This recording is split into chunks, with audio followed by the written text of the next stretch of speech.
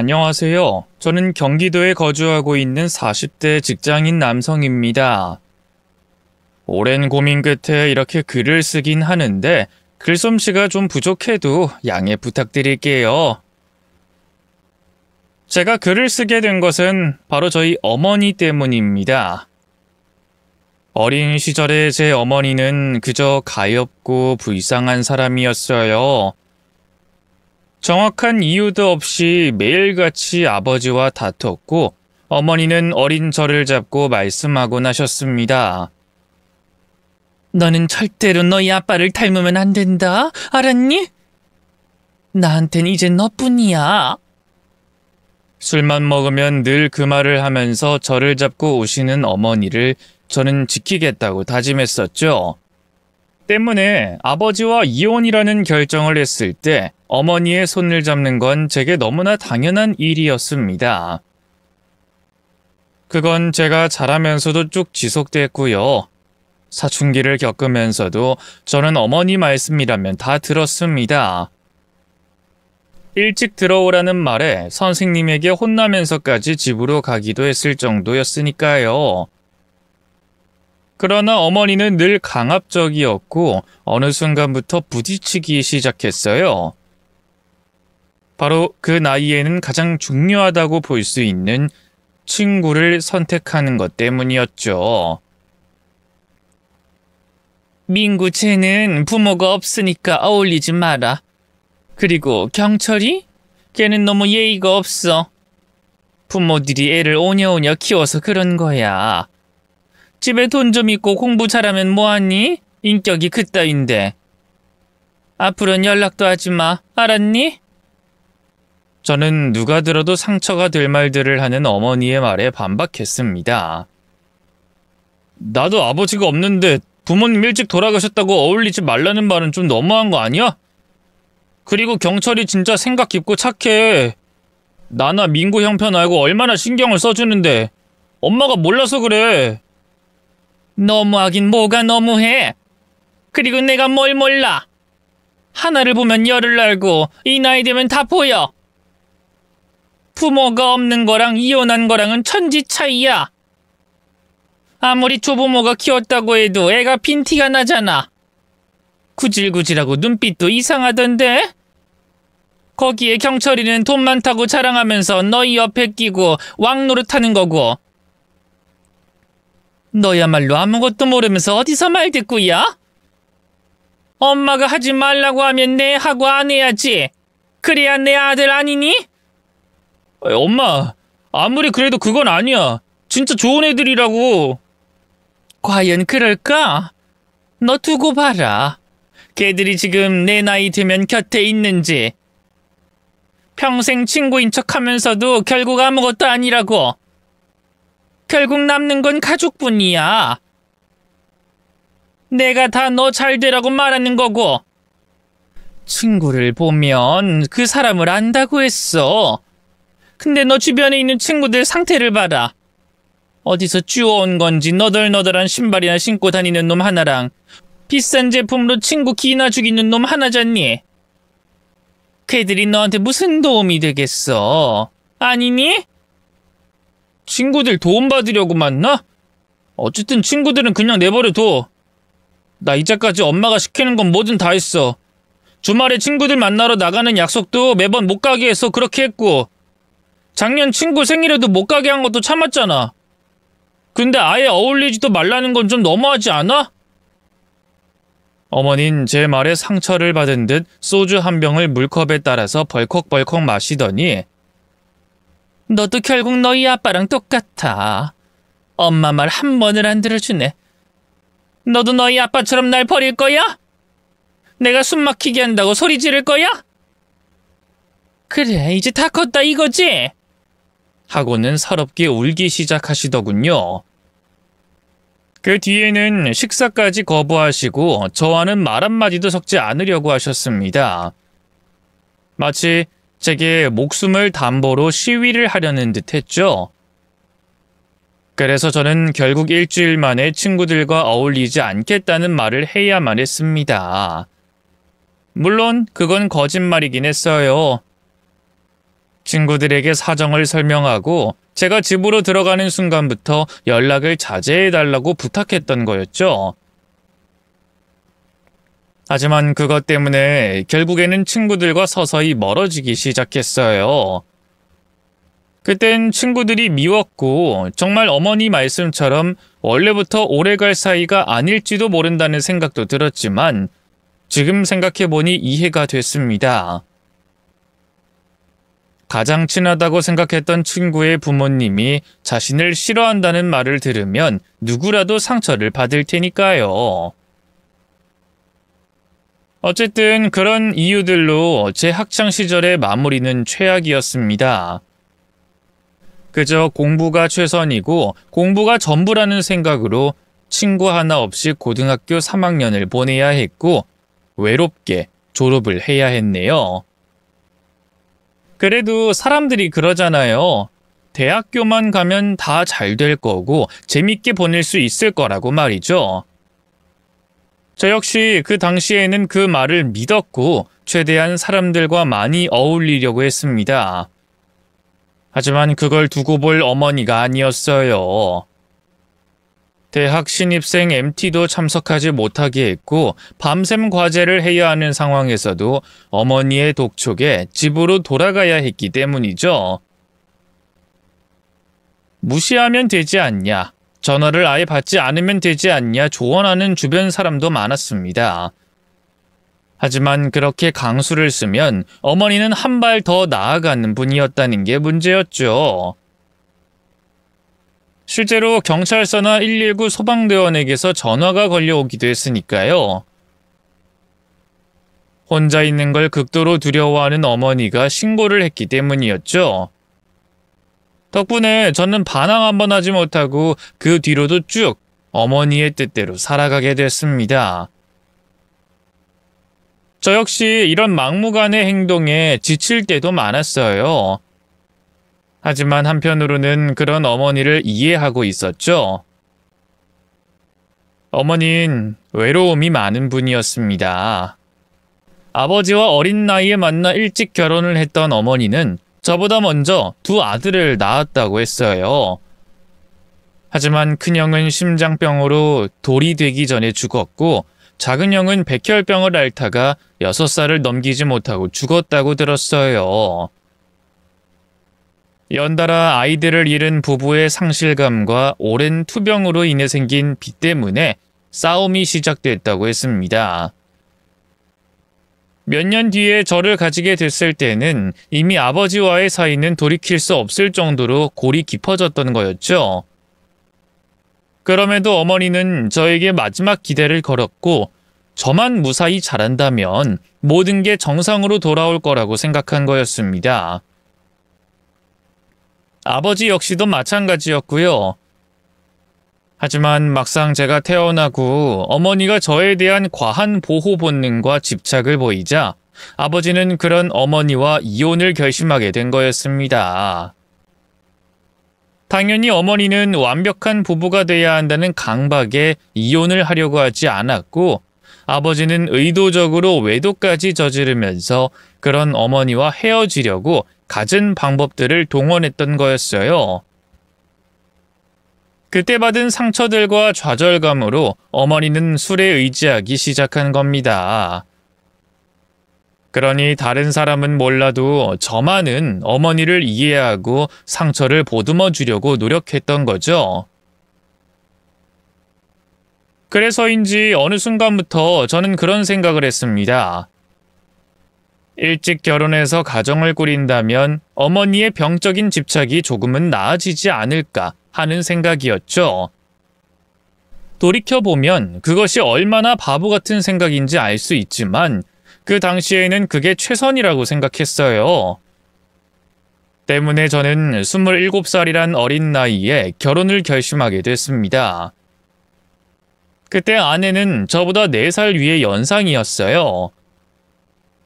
직장에서 사수로 만나게 된 그 사람은 정말이지 완벽에 가까운 사람이었죠.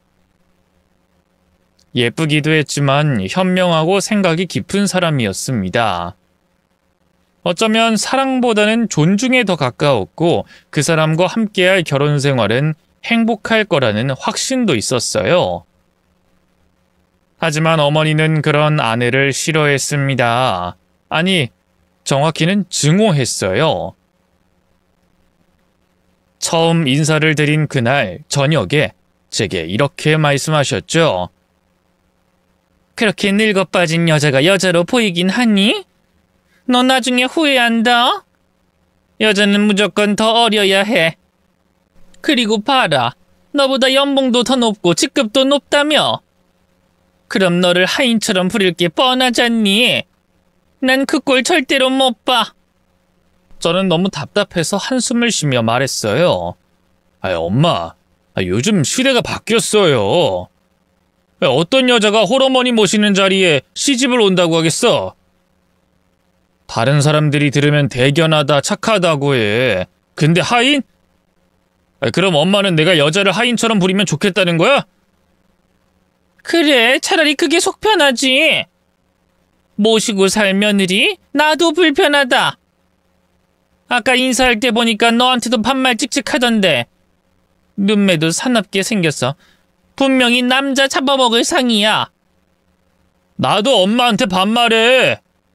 엄마랑 내 나이 차이에도 반말한다고. 근데 겨우 4살 위에 나보다 상사인데 반말도 못해? 남편을 존중해야지. 내 앞에서도 찍찍 반말하는데 뒤에선 오죽하겠어? 엄마도 아버지랑 존댓말 안 했잖아. 내가 나이는 어렸어도 그건 기억하거든? 지금 여기서 너희 아빠 이야기가 왜 나와? 그 인간이랑 너랑 같아? 뼈를 통째로 갈아먹어도 시원찮을 그놈이랑 너랑 비교를 해? 네가 뭐가 모자라서? 네 아빠처럼 돈을 못 벌기를 해? 아니면 다른 여자를 끼고 놀기를 해? 어쨌든 엄마는 그 여자랑 결혼하는 거 반대다. 남편보다 잘난 여자? 난 줘도 싫다. 나 죽어서 눈에 흙이라도 들어가면 모를까. 제발 엄마. 나 그 여자 아니면 결혼 안 해. 진짜 좋은 사람이라고. 정말이야.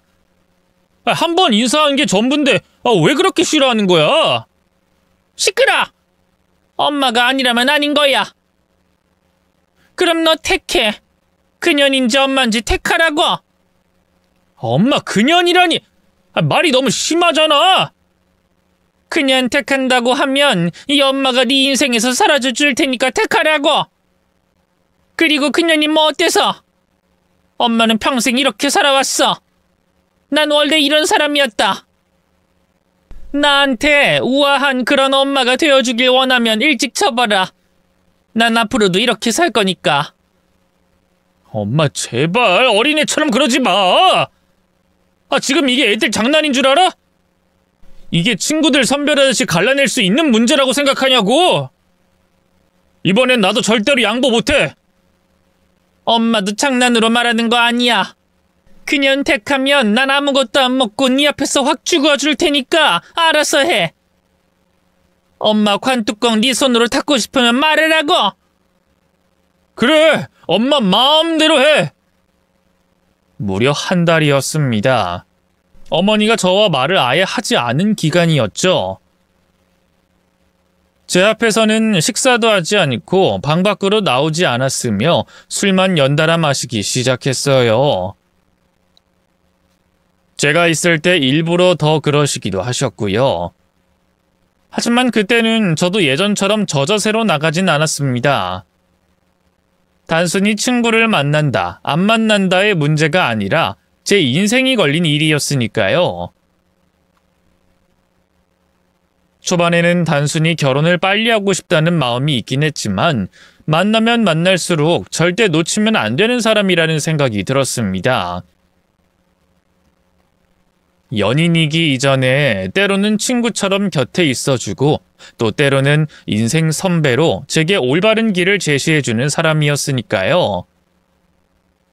즉, 그 사람은 제가 가지지 못한 걸 모두 채워줬던 겁니다. 솔직한 말로 제게는 친구도 없었고 제대로 된 어른도 없었기 때문이었어요. 그러니 어머니의 협박에 가까운 행동들을 모두 무시해버렸던 겁니다. 그렇게 거의 2달 가까운 시간이 흘렀을 때 어머니가 포기를 하더군요. 완전히 그 사람을 받아들인 건 아니지만 더는 반대를 하지 않았던 겁니다. 그렇게 저희는 결혼을 하게 됐어요. 저는 바보처럼 시간이 흐르면 차차 아내를 어머니가 좋아할 거라고 믿었고요. 하지만 그건 어디까지나 순전히 제 생각이었던 겁니다. 어머니는 제 결혼을 기점으로 집착이 더 심해지기 시작했거든요. 문제는 제가 아니라 아내에 대한 집착이었던 거였죠. 하루는 아내가 조심스럽게 제게 이야기를 꺼냈습니다. 당신 어머니가 회사에 오셨던 것 같아. 아무래도 난 분명히 봤는데 어머니였거든? 날 쫓아다니는 것 같다고 해야 하나? 어제 저녁에도 본 것 같고. 그리고 이건 확실하진 않지만 회식할 때도 언뜻 본 것 같기도 하거든. 저는 당연히 웃으며 손사래를 쳤어요. 우리 엄마가? 엄마가 전화는 많이 하는 편이긴 하지만 날 쫓아다니진 않았어. 밖에 나가는 거 정말 싫어하시는 편이고. 당신도 그건 잘 알잖아. 특히나 해지면 도둑이나 강도 만난다고 밖에 한 발자국도 안 나가려고 하시잖아. 문단속도 하루에 12번을 할 정도로 불안해하시고. 그렇긴 한데 진짜 뭔가 좀 그래. 누군가 계속 날 보고 있다는 느낌을 지우기 힘들고. 그래? 그래도 엄마는 아닐 거야. 절대 아니야. 그런가? 내가 착각했던 건가? 그래. 우리 엄마는 내가 다니는 회사 이름만 알지 찾아오실 분은 절대로 아니야. 요즘 당신 야근도 많고 일이 힘들어서 좀 예민해진 것 같아. 그러게 주말에 좀 쉬라니까. 그런가? 그럴지도 모르겠다. 요즘 내가 좀 피곤하긴 했으니까. 절대 아닐 거라고 몇 번이나 아내를 안심시켰지만 나중에 알고 보니 아내의 말은 진짜였죠. 그러고 얼마 가지 않아서 어머니가 제게 수십 장의 사진을 보여줬기 때문이었습니다. 초점도 제대로 맞지 않는 흐릿한 사진 속에서 아내는 활짝 웃고 있었고 주변에는 사람들이 있었죠. 남자와 단둘이 있는 사진은 사진 속에 딱 5장이 전부였습니다. 이걸 봐라. 며느리가 바람을 피우는 것 같아. 내가 의심이 돼서 얼마간 쫓아다녔는데 이걸 보라고. 이 어린 놈이랑 나이 든 이놈이랑 유독 붙어 있어. 그 사진 속의 인물들은 저 역시도 알고 있었어요. 저는 그걸 보고는 고개를 저었죠. 엄마 아니야. 사진 속의 걔는 내 후배야. 그리고 이 사람은 거래처 사람이고 나랑 같은 회사를 다녔는데 무슨 그런 말을 해? 더구나 이런 일들을 왜 하는 거야? 정말 이 사람 뒤를 밟았어? 그래. 왜? 의심되니까 뒤를 밟지. 며느리가 하고 다니는 꼴을 봐라. 몸에 쫙 달라붙은 옷을 입고 화장을 떡칠하고 다니잖니. 향수 냄새는 어지러울 정도에다가 술집 여자들이나 하는 짓이지. 엄마 진짜 왜 그래? 회사 다니는 사람인데 그럼 그 정도도 안 꾸며? 회사에서 슬리퍼나 끌고 다녀야 되냐고. 애초에 말이 되는 소리를 좀 해야지. 술집?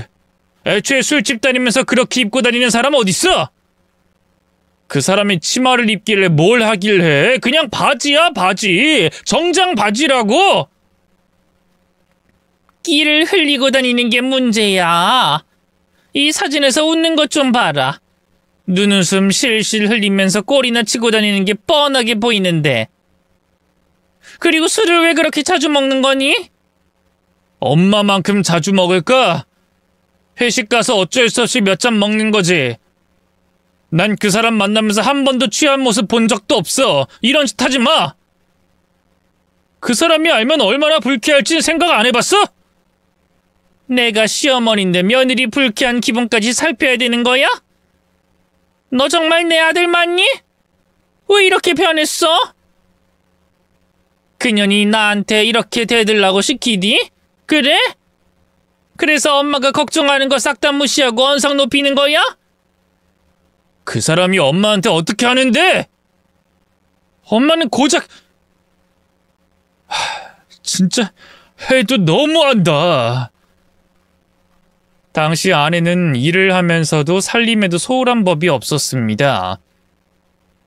평일에는 저녁을 준비했고 주말에는 새벽처럼 일어나 아침 식사를 준비하고 밀린 청소도 했고요. 뿐만 아니라 명절이며 어머니 생신까지 제가 평소에 챙기지 못한 부분까지 세심하게 신경을 썼습니다. 모처럼 저와 단둘이 데이트라도 하는 날에도 늘 어머니 식사 걱정에 맛집에서 따로 포장까지 하며 어머니를 챙겼어요. 어머니가 살림을 못한다며 큰 소리를 내거나 반찬 투정을 할 때에도 제게 싫은 소리 한마디도 한 적이 없었을 정도였습니다. 그런데도 어머니는 제 말에 소리를 버럭 지르셨죠. 그게 다 연기야. 너희 아빠는 불륜 저지르면서 초반에 튀는 줄 알아? 아니야. 그 인간도 나한테 뭐든 다 해줄 것처럼 굴었어. 내가 당해보니까 그 눈빛이며 행동들이 거짓이라는 걸 아는 거야. 속이 까맣게 타들어갔습니다. 중간에서 어떻게든 막으려고 했지만 어머니의 의심은 멈추지 않았어요. 아내는 그걸 다 알면서도 괜찮다고 했고 저는 그런 아내에게 더 잘하려고 노력했죠. 나름 그 상황에서 최선을 다한 거였습니다. 어머니와 아내가 부딪히지 않게 늘 함께 있으려고 했고 어머니가 무슨 말을 하려고 할 때마다 제지하는 게 전부긴 했지만요. 그러다가 저희 부부에게 기적과 같이 아이가 생기게 됐습니다. 가슴이 어찌나 벅차던지 호흡이 모자랄 정도였어요. 아빠가 된다는 것에 대한 책임감으로 가슴 한쪽이 무겁긴 했지만 행복함보다는 덜했습니다. 아내와 저는 아이와 함께 있는 미래를 꿈꾸게 됐고요. 하지만 어머니는 아니었습니다. 너는 정말 그 애가 네 애라고 생각하니? 저는 어머니 말에 미간을 찌푸리면서 못 들은 척했어요. 그랬더니 어머니가 이어 말했죠. 내가 봤다. 그때 친정에 간다고 했던 날 기억하니? 그때 다른 남자랑 웃으면서 아파트 앞에서 끌어안고 있는 걸 봤다고. 엄마 진짜 계속 그런 식으로 사람 몰아갈 생각이야? 사실인데 어쩌니? 날 못 믿으면 순자 이모 알지? 걔도 봤어. 정말이다. 순자 이모는 아내와 결혼 전에 살던 동네 옆집 아주머니였어요. 너무나 구체적인 말과 증인이 있다는 말에 솔직히 흔들리긴 했습니다. 실제로 어머니는 전화까지 걸어서 확인시켜 주셨고요. 순자 이모는 그날 어머니와 가다가 제 아내와 어떤 남자가 끌어안고 있는 모습을 본 게 맞다고 하셨습니다.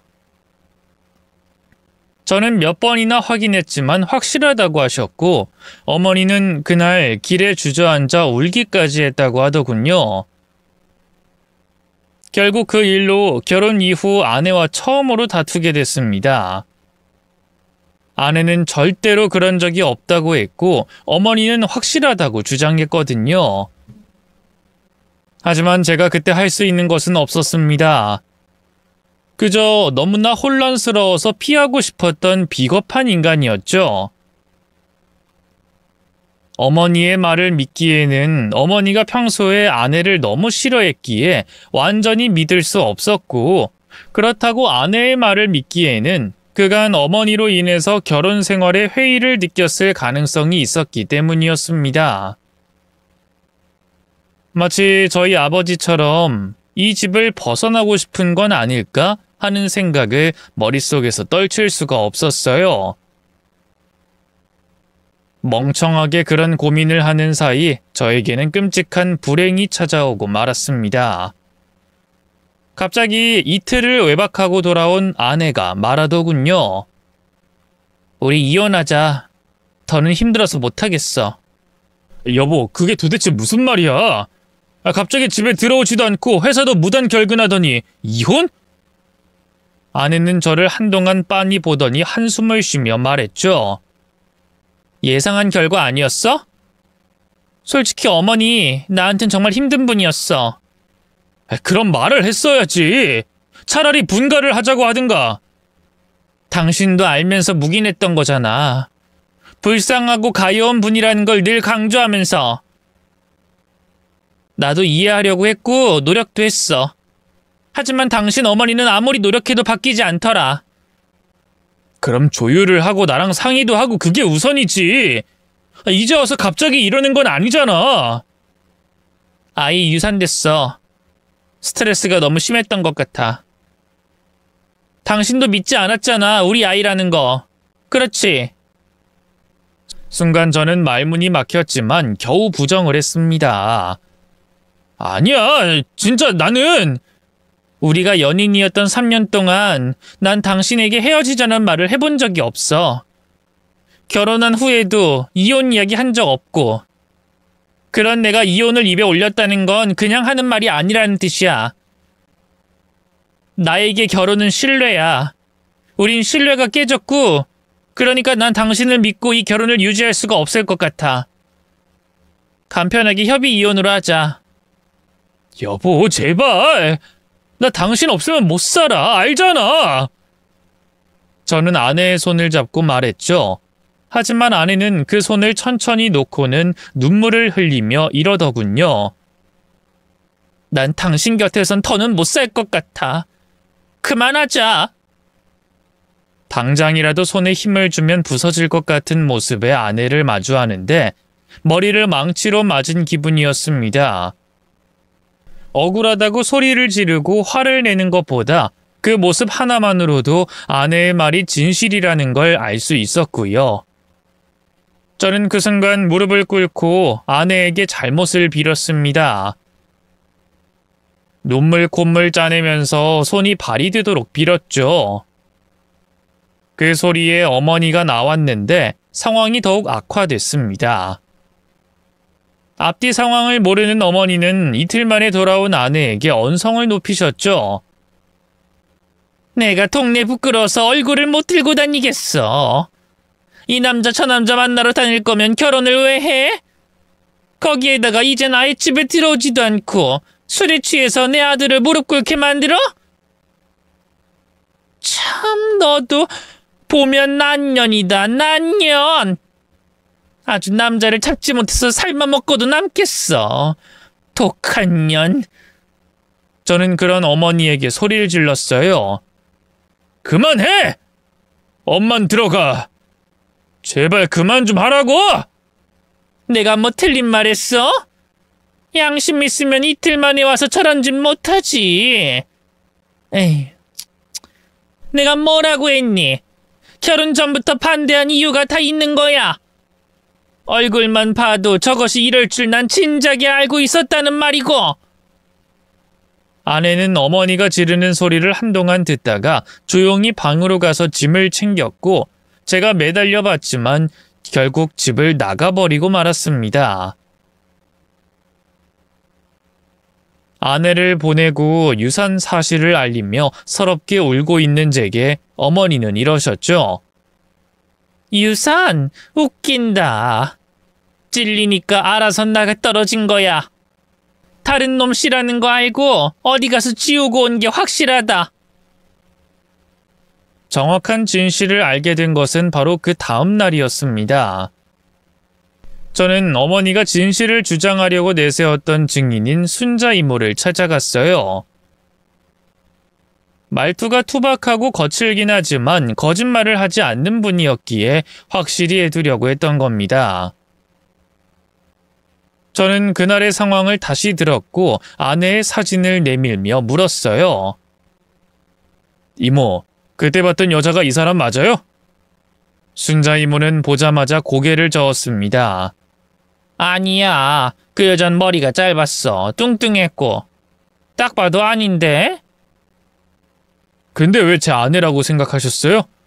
그땐 확실하다고 하셨잖아요. 이 사람이 제 아내거든요. 그야 결혼식 날엔 제대로 못 봤고 머리를 다 틀어 올리니까 머리가 짧은지 긴지 알게 뭐야. 무엇보다 너희 엄마가 그렇게 서럽게 오는데 당연히 그 집 며느리구나 했던 거지. 그랬습니다. 모든 게 어머니의 거짓 연기 때문이었던 거죠. 그냥 아파트에서 끌어안은 커플을 보고 제 아내라면서 오열을 했던 거였어요. 이 말을 듣고 어머니에게 따졌지만 딱히 소용없었습니다. 어머니 머릿속에서는 이미 제 아내는 불륜을 저지르고 있었기에 무슨 수를 써서든 증명만 하면 된다는 생각을 하고 계셨거든요. 애초에 그게 진실인지 거짓인지는 관계가 없었던 겁니다. 모든 오해는 풀렸고 아내에게도 다시 사과했지만 이미 돌이킬 수가 없었어요. 며칠을 매달리고 애원했지만 아내의 마음을 돌릴 수 없었죠. 결국 제가 선택한 것은 이혼이었습니다. 너무나 소중한 사람이었기에 저와 제 어머니가 그 사람의 인생에서 빠지는 게 최선이라는 생각이 들었으니까요. 오로지 아내를 위한 결정이었던 거죠. 하지만 막상 아내와 이혼을 하자 저는 서서히 병들어갔습니다. 드라마 속 주인공처럼 멋진 이별을 하지 못했던 거였어요. 차라리 어머니를 버릴까 하는 후회도 했고 억지로 잡아두고 싶은 못난 마음도 들더군요. 그땐 차라리 죽고 싶은 마음뿐이었습니다. 내 인생에서 가장 소중한 사람을 빼앗은 어머니가 미웠고 보란듯이 죽어버리면 후회라도 할까 하는 독한 마음만 들었어요. 그렇게 저는 어머니와 서서히 멀어졌습니다. 어머니와 마주치고 싶지 않아 회사에 누구보다 오래 남았고 늘 술에 취해서 살기 시작했어요. 제게 그건 일종의 복수였죠. 어머니 역시도 그때부터는 서서히 느끼기 시작했던 것 같습니다. 하루는 어머니가 저를 잡고 애원하듯 말했죠. 너 언제까지 이럴 거야? 10년이 넘었어. 근데 아직도 그의 일을 마음에 담고 있어? 내 아들이 어쩌다가 이렇게 된 거야? 너처럼 착하고 말 잘 듣던 아들이 어쩌면 나한테 이럴 수 있어? 저는 그런 어머니에게 대답했습니다. 엄마도 내 소중한 걸 빼앗았으니까 나도 엄마한테 제일 소중했던 아들을 빼앗은 거야. 그러니까 엄마도 그만 받아들여. 엄마는 늘 그랬지. 난 원래 이런 사람이라고. 나도 마찬가지야. 나 이제부터 이런 사람으로 살 테니까 괜한 헛수고 하지 말고 포기해. 솔직히 그때는 하루도 맨정신으로 있지 못했어요. 깨어나 보면 길바닥일 때도 있었고 또 어떤 날에는 경찰서에서 눈을 뜨기도 했습니다. 그러던 어느 날 눈을 떴을 때 낯선 집에서 깨어나게 됐죠. 그것도 난생 처음 보는 여자의 집이었고요. 한겨울이었는데 식은땀이 줄줄 흘렀고 머릿속에서는 경찰서로 연행되는 모습만 그려졌습니다. 아무리 떠올리려고 노력을 해도 제 기억 속에는 아무것도 남아있지 않았고요. 하지만 다행히도 여자는 굉장히 친절하고 따뜻하게 저를 대해줬습니다. 자신과 술집에서 만나게 됐고 밤을 함께 보내게 됐다는 말도 하더군요. 저는 그런 그 사람에게 용서를 빌었고 그날을 기점으로 술을 절대 마시지 않겠다는 다짐을 하게 됐습니다. 그런데 그 일이 있고 한 달이 채 있지 않아서 그 여자가 임신 사실을 알리면서 상황이 걷잡을 수 없게 됐어요. 제 아이이니 책임지는 것도 당연하게 받아들일 수 있었지만 문제는 바로 어머니였죠. 저는 그 사람에게 그간의 일들을 모두 털어놨습니다. 그런데 의외로 덤덤하게 받아들이더군요. 괜찮아요. 저도 홀어머니 밑에서 자랐거든요. 그래서 다 이해해요. 저는 전처 역시도 비슷하게 반응했다는 걸 떠올리고 물었습니다. 우리 엄마 생각보다 많이 힘든 분인데 정말 괜찮겠어요? 아니면 분가를 하거나. 정말 괜찮아요. 그리고 혼자 있는 거 못하시는 분이라면 더더욱 모셔야죠. 나중에 후회해요. 감당하기 힘들 겁니다. 힘들면 그때는 말할게요. 됐죠? 전 가족이 많은 걸 좋아해서 그래요. 우린 결혼식을 하지 않고 간단한 혼인신고로 살림을 합치게 됐어요. 제가 사람 운이 좋은 건지 아니면 결혼 운이 타고난 건지 아내도 굉장히 좋은 사람이었습니다. 그래서 저는 첫 번째 결혼처럼 실수하고 싶지 않아서 더욱 노력했어요. 그리고 바로 그 노력이라는 것은 어머니의 말을 듣지 않는 거였습니다. 어머니는 이전처럼 결혼을 반대하거나 하진 않았지만 역시나 아내를 마음에 들어 하지 않더군요. 그럼에도 꽤 참는다 싶더니 결국 결혼하고 3개월이 되었을 때 일을 저질렀죠. 아내가 모처럼 생신상을 만들어 놓은 걸 전부 엎어버린 겁니다. 그리고는 어머니는 제게 이렇게 말하더군요. 저거 미친년이다. 너 피 빨아먹을 년이야. 당장 이혼해. 이혼하라고. 이 집에서 쫓았네. 이에 아내는 울면서 말했습니다. 제가 맛없게 한 건 정말로 잘못했어요. 하지만 제가 정성을 다했는데 이렇게 하시면 저도 상처받아요, 어머님. 그러자 어머니는 눈까지 뒤집으며 소리를 꽥 질렀죠. 너 참 연기 잘한다. 내가 그랬다는 거야? 내가 밥상을 엎었다고? 어머님, 무섭게 왜 그러세요? 이 미친년이 사람을 잡네. 너 당장 우리 집에서 나가! 나가! 내 아들 돈 보고 접근한 건 내가 다 알아. 돈도 펑펑 쓰고 나 개무시하고 죽일년. 너 오늘 잘 걸렸다. 이내 아내의 머리채까지 잡고 흔드는 어머니에게 저는 소리쳤죠. 그럼 엄마가 나가! 피 빨아먹는 건 이 사람이 아니고 엄마야! 엄마 때문에 내가 죽겠다고! 뭐? 그걸 지금 엄마한테 들으라고 하는 말이야? 그래! 엄마, 내가 이제야 알겠어. 아버지가 왜 엄마랑 이혼하려고 그런 추잡한 짓까지 했는지. 진짜 사람을 숨 막히게 해. 하루하루 피가 마른다고. 언제까지 이럴 거야? 내가 죽을 때까지? 아니면 죽어서도 그럴 거야? 어머님 몸을 부들부들 떨다가 제 뺨을 때리셨습니다. 그러자 저는 더욱 아기에 차서 소리를 질렀죠. 왜? 또 죽는다고 협박하게? 아니면 밥 안 먹으면서 시위라도 하게? 이제 그런 방법 안 통해. 이 사람이랑 내 아이는 이제 내가 지킬 거야. 내가 죽으면 죽었지 엄마 말은 절대로 안 들을 거고. 그러니까 앞으로 이혼 이야기 꺼낼 거면 엄마가 나가. 의외로 제가 강하게 나가자 어머니는 더는 이혼 이야기를 하지 않았습니다. 아내 역시도 어머니 말에 크게 상처를 받지 않는 듯 했고요. 이전부터 그렇게 했다면 좋았을 걸 하는 후회가 될 정도로 평화로운 날이 이어졌습니다.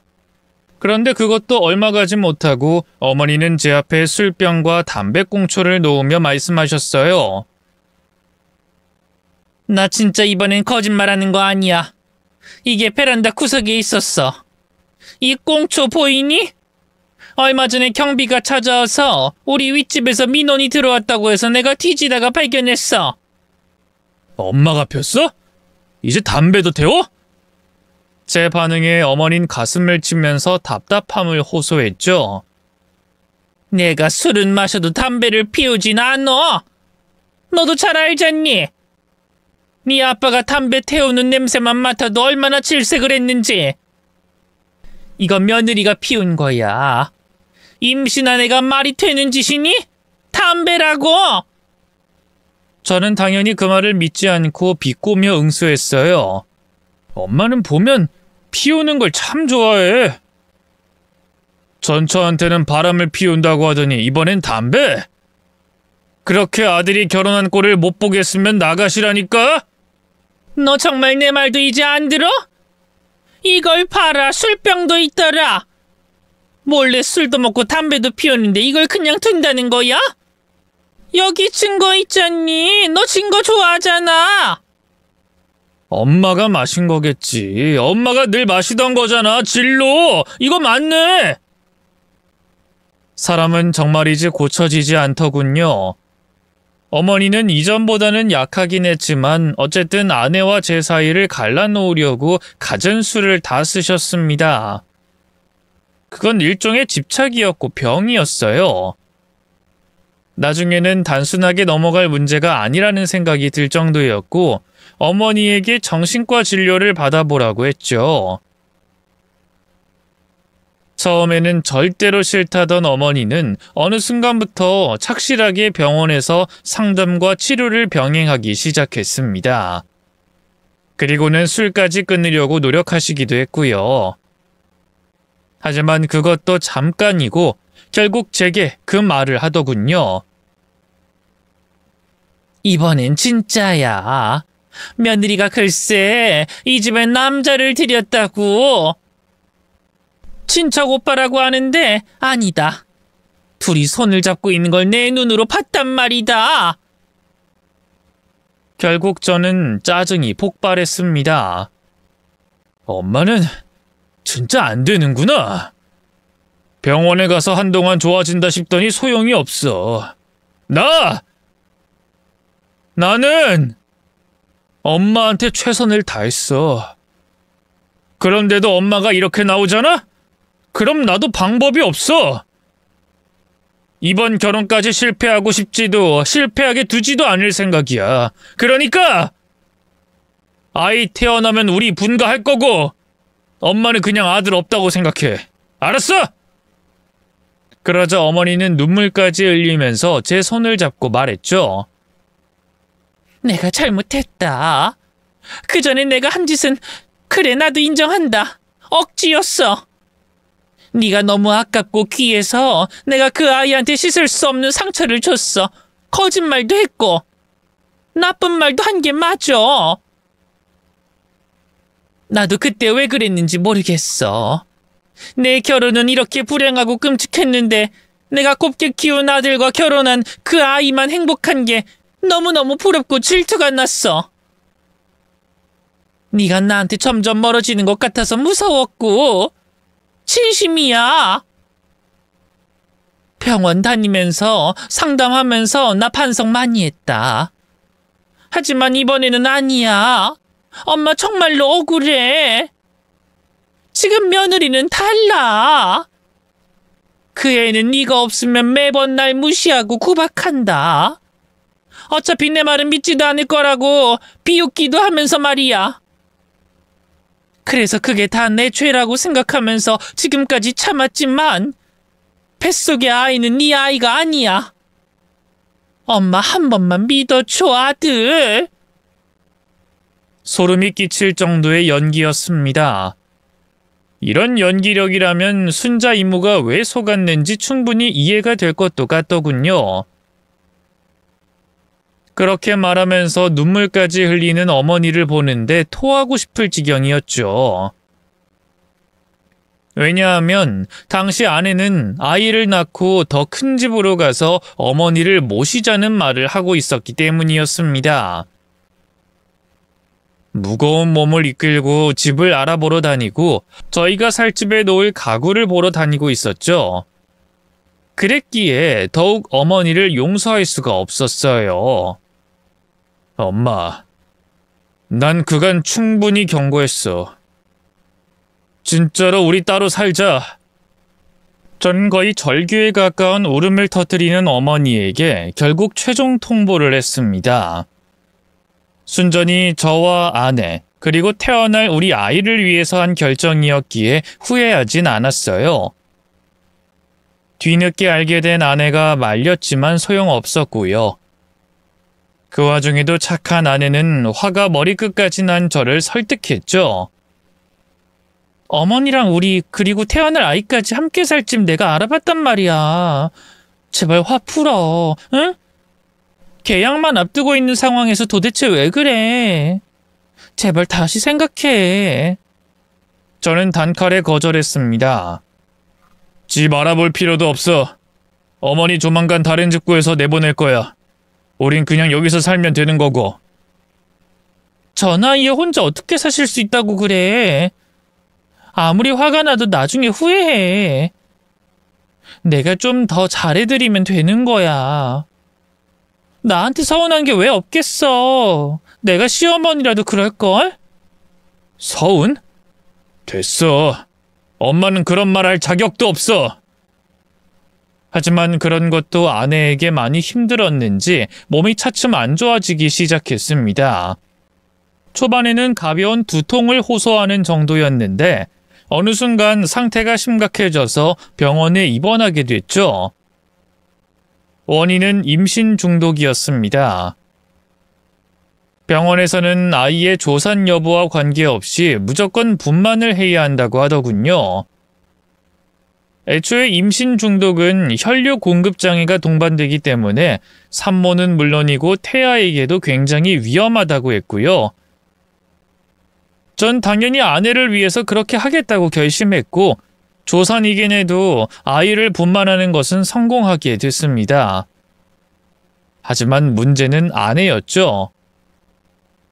분만 후에 호전되나 싶었는데 뇌출혈과 간 파열이라는 합병증까지 더해지면서 결국 아내가 3일 만에 숨을 거두고 말았어요.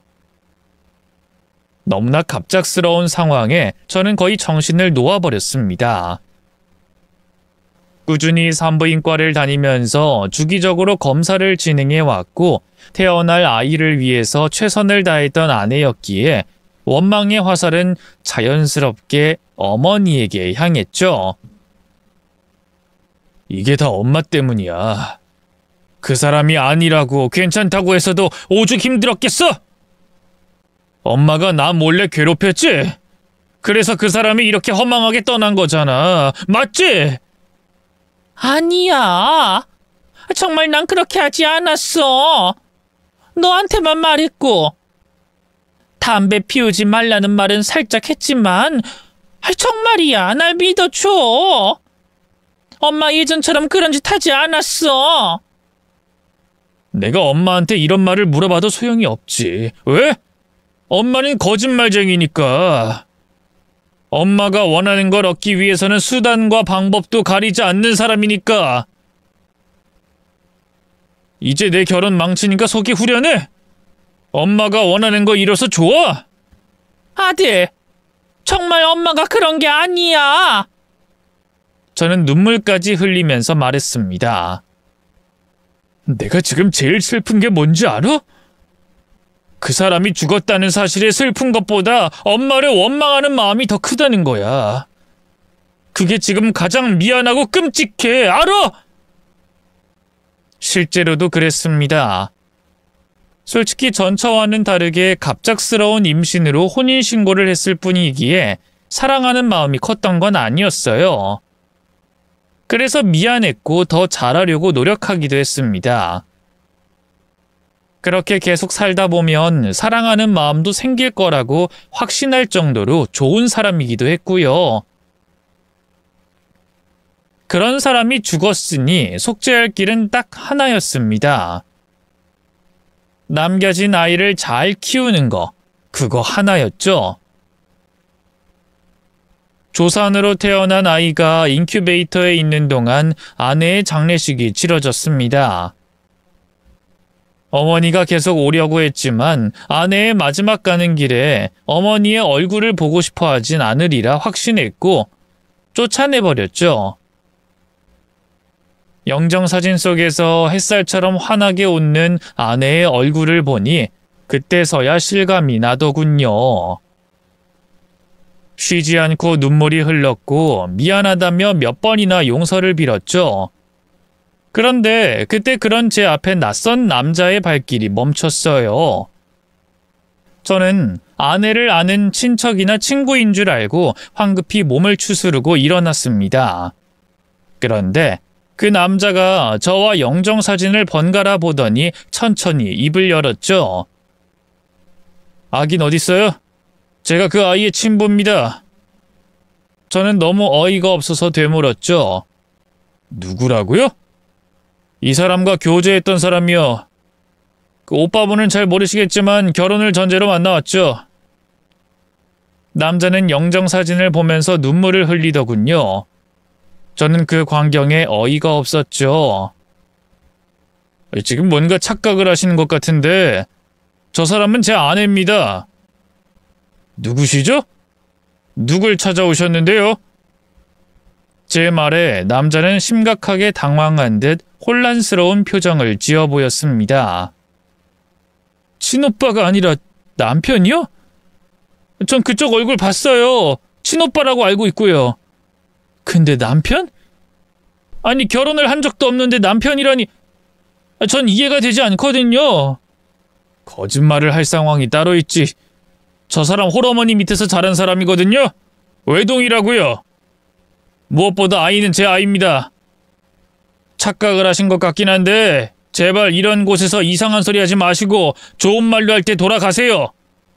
네? 하지만 전 저 사람과 4년이나 만났어요. 결혼도 약속했고요. 아이가 태어나면 결혼하기로 했었어요. 그 사람이 임신했을 때 산부인과도 함께 갔다고요. 착각이라고요? 저 이름도 똑같고 애초에 저 영정사진으로 쓴 저 사진은 제가 찍은 겁니다.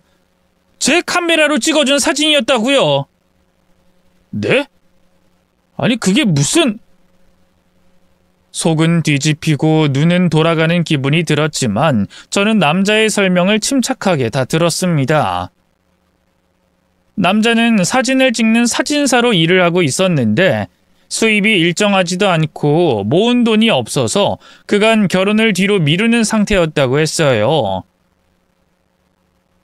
아내 역시 무리하게 가게를 운영하다가 큰 빚을 지고 있었는데 덜컥 아이를 임신하게 됐다고 했죠.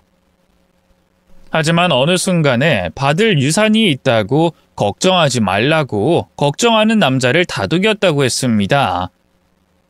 다만 치매에 걸린 어머니를 모시는 조건이 붙어서 당분간 친오빠 집에 머물게 됐다는 말도 들었다고 하더군요. 이야기에 저희 집 상황을 대조해보니 치매 걸린 어머니는 저희 어머니였던 겁니다. 이전에 어머니가 제게 아내가 친척 오빠라는 사람을 데리고 집에 왔다는 게 바로 그 남자였던 거고요.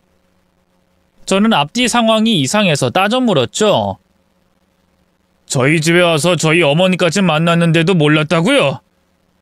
저희 엄마가 이 사람한테 며느리, 아가라고 부르는데 몰랐다고 하는 겁니까? 아무리 치매 이야기를 들었어도 친척 오빠라고 소개하는데 가만히 있었다는 말도 말이 되지 않잖아요? 남자는 억울하다는 듯 그러더군요. 어머님이 자기를 딸이 아니라 며느리라고 부른다고 들었어요. 오빠의 아내, 그러니까 오래전에 죽은 며느리인 줄 아는 치매 걸린 어머니라고 했어요. 정말입니다. 그래서 며느리가 남자친구를 데리고 왔다고 하면 화를 내실 테니 친척 오빠라고 말하라고 했고요. 저는 그걸 따랐을 뿐입니다. 지금 그걸 저한테 믿으라고 말하는 겁니까? 진짜입니다. 저도 지금 상황이 이해가 되지 않아요. 갑자기 남편이라니. 증거도 보여드릴 수 있습니다. 사진도 있고요. 그간 나눴던 문자도 있고. 그리고 주변 사람들도 증명해 줄 수 있어요. 그럼에도 남자의 말을 믿지 못했고 바로 그 남자와 함께 병원으로 향했습니다. 그리고 정확한 확인을 위해서 저와 남자 둘 다 친자 검사를 했죠. 결과는 충격적이었습니다. 정말로 그 남자가 친부였기 때문이었어요. 거기에 더해서 아내는 산부인과 방문도 거의 하지 않았다는 사실까지 알게 됐죠. 임신 초반에 고혈압으로 병원에서 주기적인 검사를 진행해야 한다고 경고를 했음에도 가지 않았던 겁니다. 제게는 매번 병원에 다녀왔다고, 친정에 다녀온다고 거짓말을 하며 교묘하게 두 집 살림을 해왔던 거였죠. 이건 한참 후에나 알게 된 것인데 아내에게 맡겼던 돈의 대부분도 빚을 갚는 데 활용됐고, 큰 집으로 이사를 가려고 했던 건 역시 목돈을 챙겨서 이혼을 할 생각이었다는 거였습니다. 그리고 그게 바로 남자에게 말했던 유산이었던 거고요. 저는 그것도 모르고 아내를 막연하게 믿었고 최선을 다해온 것도 모자라 어머니의 말까지 믿지 않았던 거였죠. 이내 죽은 아내가 제 직업과 돈을 보고 의도적으로 접근했다는 것까지 밝혀졌을 때 순간 하늘이 빙글 돌더니 그대로 쓰러지고 말았습니다. 다시 눈을 떴을 때 저는 어머니의 얼굴을 보게 됐죠. 이전보다 수척하고 주름이 가득한 어머니의 얼굴을 보는 순간 눈물이 터져 나왔습니다. 그러자 어머니는 제 손을 잡으며 말씀하시더군요. 아들아, 넌 아무 잘못 없다. 네 탓이 아니야. 내가 널 그렇게 만들었어. 정말 미안하다. 돌이킬 수만 있다면 엄마는 지금 당장 죽어도 여한이 없다. 부모가 지은 죄는 자식이 받는다더니 그 말이 진짜였어. 엄마는 정말로 평생을 속죄하면서 살 거야. 내가 미안하다. 어머닌 제가 퇴원을 할 때까지도 제 앞에서 용서를 빌었습니다. 그리고 그 뒤에는 술도 완전히 끊고 정신과 치료도 꾸준히 받으셨고요. 그렇게 시간이 흘렀고 바로 3달 전에 어머니는 제게 소개하고 싶은 사람이 있다고 했죠. 소개? 됐고, 절대로 싫어. 엄마, 나 평생 혼자 살 거야. 이제 나 얼마 안 있으면 50대야. 그러니까 그냥 포기해. 엄마 아들은 절대로 결혼은 안 해. 50은 무슨 50이야. 아직 한창이지. 그리고 언제까지 혼자 있을 순 없잖니. 엄마 소원이야. 사기 결혼 당한 거야 안타까운 일이지만 이젠 지난 일이잖니. 이제 너도 나 편한 건 알고 엄마 다신 그런 짓 안 해. 응? 엄마 이제 억지는 안 부린다고 했잖아. 어? 약속했지? 그야 그렇지. 그래도 혹시나. 혹시난 없어. 절대로 누굴 다시 만날 생각 없어. 진심으로. 저는 당연히 단칼에 거절을 했는데 나중에 알고 보니 소개하려던 사람이 제 전처였습니다. 이야기를 들어보니 어머니가 지난 3년 가까운 시간 동안 전처에게 찾아가서 용서를 빌어왔다고 하더군요. 전처는 저와 헤어진 이후 쭉 혼자 살고 있었고 다른 사람과 만나지도 않았다고 했습니다. 그런 전처에게 어머니가 용서를 구해서 제 앞에 데리고 온 거였고요. 또 전처는 제 이전의 상황과 사기를 당했던 일까지 모두 알고 있었습니다. 그럼에도 그 사람은 이전과 다름없이 저를 이해하려고 하더군요. 술 한잔 함께 하면서 그간 제가 겪었던 일들을 제 입으로 털어놨죠. 그러자 그 사람이 절 보면서 그랬구나. 당신 정말 많이 힘들었겠다. 라고 하는데 거짓말 하나도 보태지 않고 눈물이 닭똥처럼 뚝뚝 떨어졌습니다. 그리고 알게 됐죠. 첫 번째 결혼에서 아내를 잃은 상처가 여전히 아물지 않았다는 걸 말이에요. 저는 아내에게 말했습니다. 전처럼 나 당신 절대 안 보낼 거야. 비굴하다고 구질구질하다고 해도 상관없어. 세상에 멋진 이별은 없더라고. 그러니까 제발 나랑 다시 결혼해줘. 진짜 잘할게. 응? 그렇게 현재 저는 아내와의 결혼을 준비 중입니다. 이미 한 번 했던 결혼식이긴 하지만 어머니의 응원과 축복을 받으며 한 번 더 하기로 했거든요. 나이살이라 잘 빠지진 않지만 다이어트도 하고 있고 멋진 신혼집도 알아보고 있답니다. 이전과는 출발부터가 완전히 다르죠. 하지만 그 중에서 가장 달라진 것은 바로 어머니였어요. 난 너희랑 같이 살 생각 없다. 나 혼자 따로 살 거야. 돌이켜보면 어릴 때는 가족들이랑 살고 성인 돼서는 남편이랑 살고 이혼하고 아들이랑 살면서 나 혼자 살아본 적이 없었어. 그래서 이번엔 좀 혼자 살아보고 싶다. 내가 원하는 가구도 직접 선택하고 내 밥만 차리면서 그렇게 자유롭게 살란다. 당연히 아내는 반대했죠. 어머님 혼자 못 살아요.